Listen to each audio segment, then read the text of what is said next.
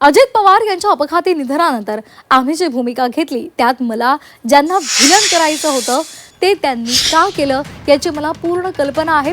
पण अजितदादांचे अंत्यसंस्कार होण्यापूर्वी राष्ट्रवादी काँग्रेसच्या विलिनीकरणाची चर्चा काही लोकांनी का सुरू केली असा सवाल सुनील तटकरे यांनी उपस्थित केलाय।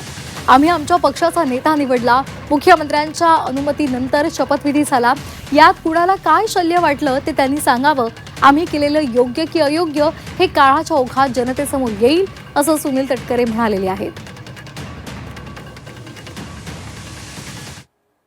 नेता निवडाचा अधिकार आम्हाला आहे आणि नेता निवडून शपथविधी कधी करायचा ते माननीय नेता निवडला पक्षाने, मुख्यमंत्री महोदयांनी अनुमती दिली आणि शपथ झाली। त्याच्यात कोणाला काय शल्य दुःख वावगं वाटलंय ते त्यांनी सांगावं। मी दादांच्या परिवाराशी किंवा दादांशी एक त्यांचा सहकारी म्हणून काम करत आलो।